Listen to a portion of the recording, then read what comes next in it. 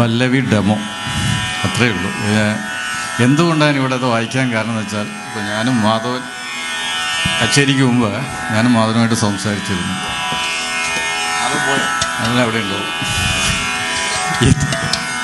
Okay, ഇത്രയും mridangam artist സദസ്സ് വളരെ വിരളമായിരിക്കും. അത് ഇദ്ദേഹത്തിന് കിട്ടേണ്ട അംഗീകാരമാണ്.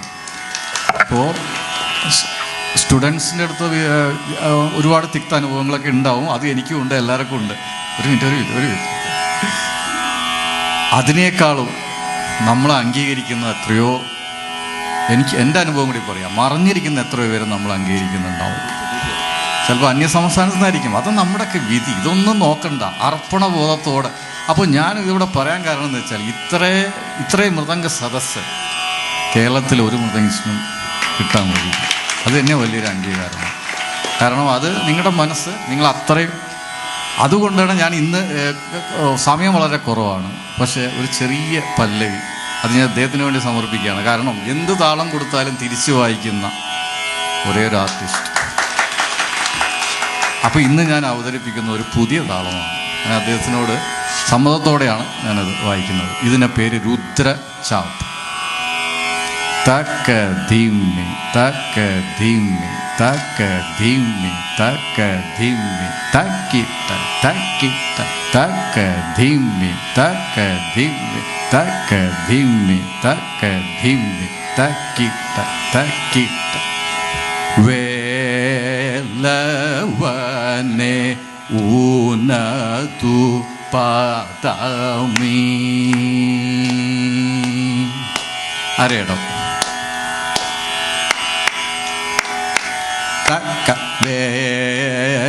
വേലവനെ ഊനതു പാദമേ തരവേണ്ടും മയിൽ നടന.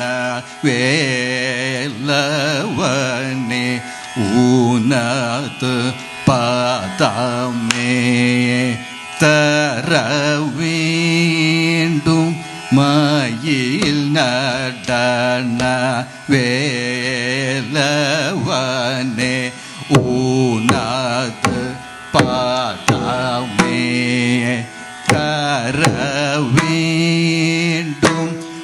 മയിൽ നടന.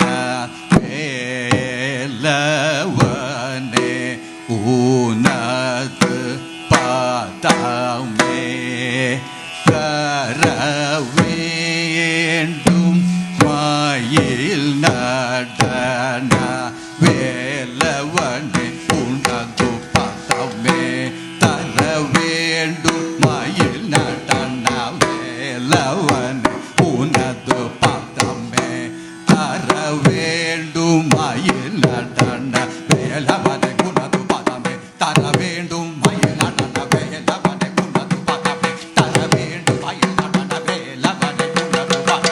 തരവേണ്ടും മയിൽ നടന.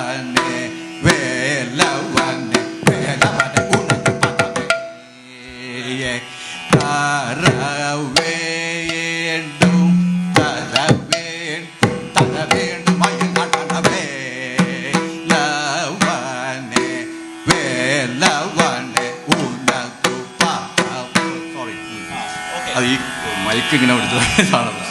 ഒന്ന് താളോട് തക്ക.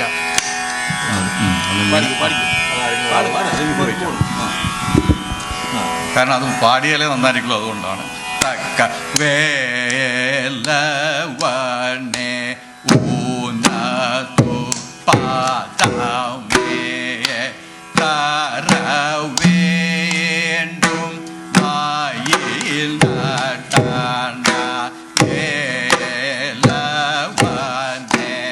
ഊനതു പാദമേ തരവേണ്ടും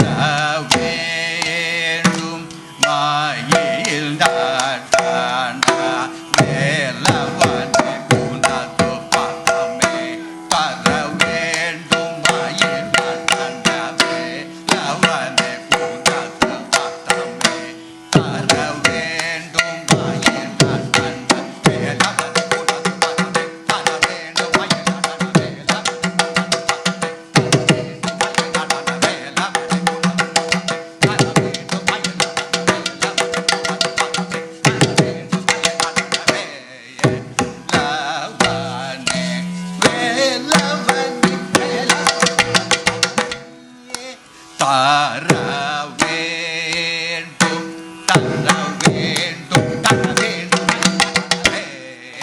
lava